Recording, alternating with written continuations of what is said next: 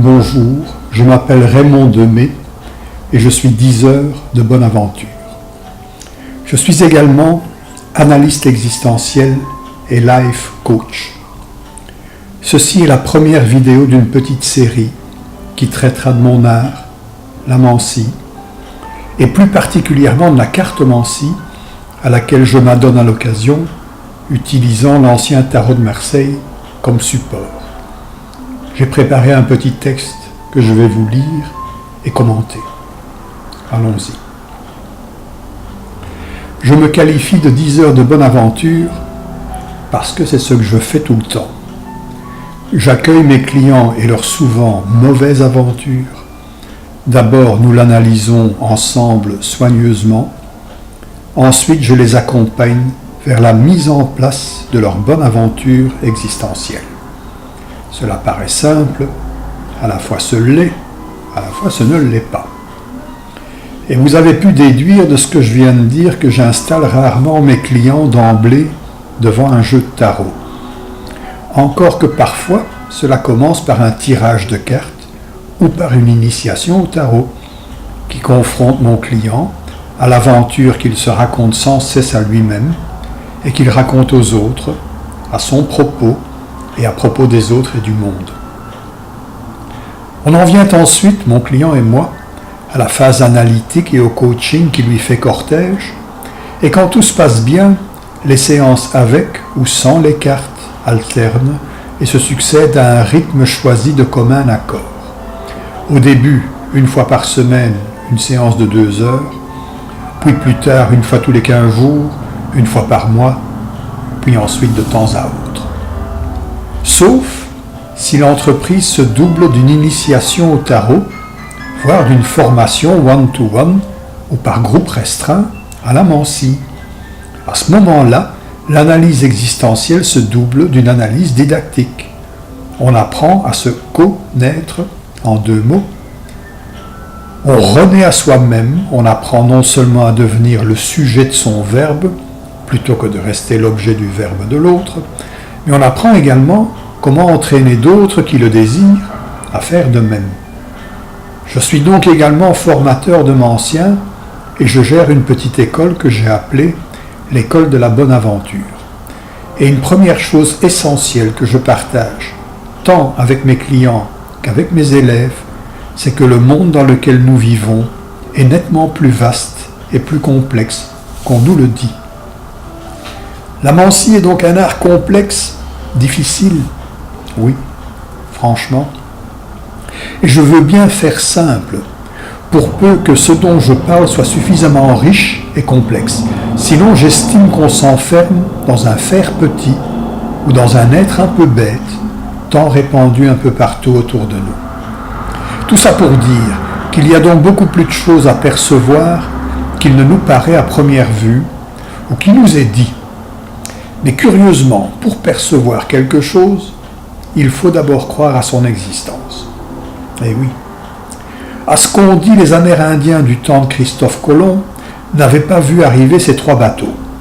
Pas parce qu'il y avait du brouillard ce jour-là, mais parce qu'ils ne connaissaient pas ce genre de navire et ne pouvaient pas croire en leur existence.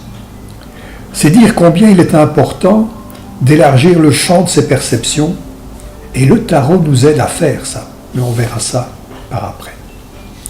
Une autre histoire, un conte, rapporte que seul un enfant osa dire que le roi, supposé étraîner des habits neufs, était nu. Il n'y avait que lui pour le voir et y croire. Les autres l'avaient vu, de leurs yeux vus, et certains se le sont dit entre eux, mais ils n'ont pas cru leurs oreilles. Du coup, ce qu'ils avaient vu n'était plus pertinent, se heurtant de trop à leur entendement. Et là, je me permets de soulever un pan du voile du clairvoyant, qui est également supposé être tout diseur de bonne aventure. Les signes qu'il discerne sont évidents. Son client les lui montre. Ils sont éloquents aussi. Son client les lui dit. Il reste au clairvoyant ou au clairentendant à traduire les signes qu'il a perçus en termes que le client qui les connaît pourtant peut voir et entendre, puis comprendre et accepter.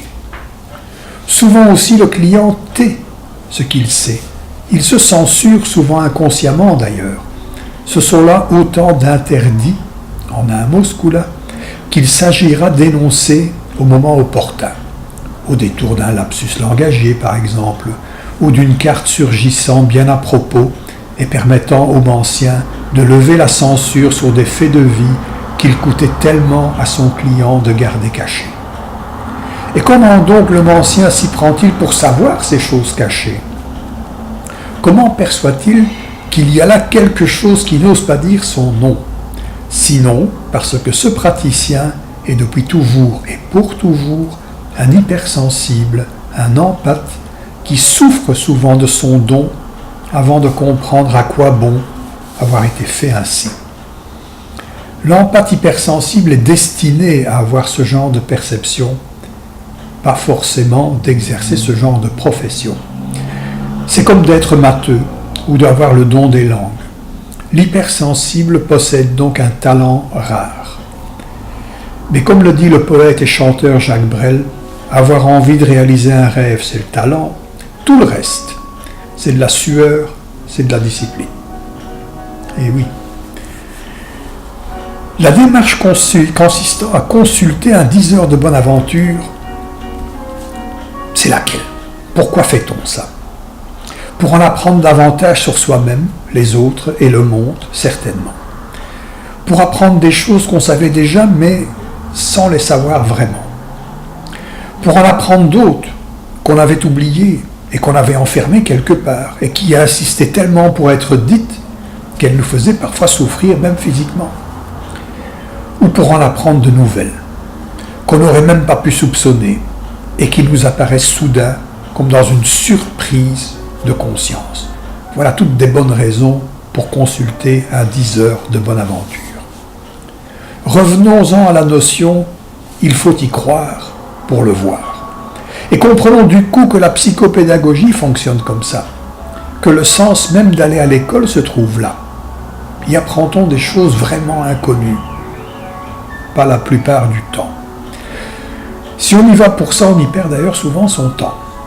On y apprend à discerner des choses bien connues, mais qu'on ne verrait pas si on n'avait pas appris à les voir, à les entendre, à les sentir, à les goûter, à en apprécier le tact.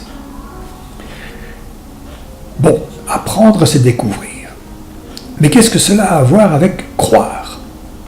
Là, on entre de plein pied dans le domaine de la mensie, car il n'est pas certain que ce qu'on nous a appris à saisir via nos organes de sens, ce qu'on nous a appris à percevoir, est tout ce qu'il y a à percevoir, ni que c'est de cette seule bonne manière-là qu'il convient de les percevoir.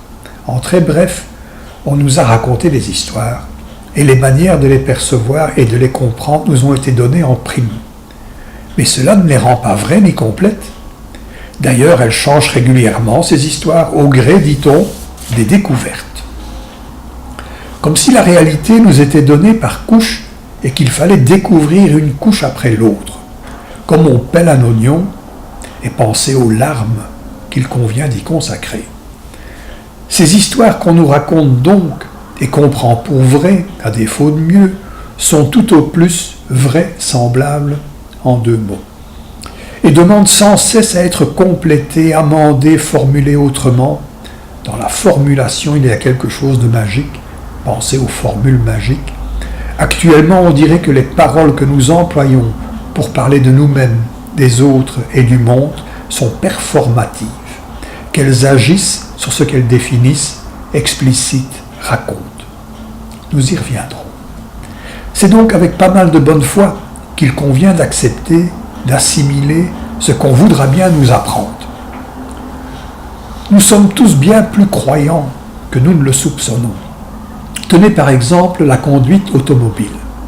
Nous sommes souvent tous lancés sur l'autoroute à 120 km/h, ne doutant pas une seule seconde que l'état des routes est impeccable.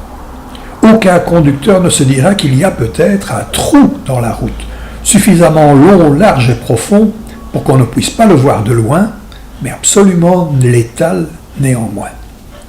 Nous croyons que ceux qui font les routes ont bien fait leur boulot. C'est une croyance.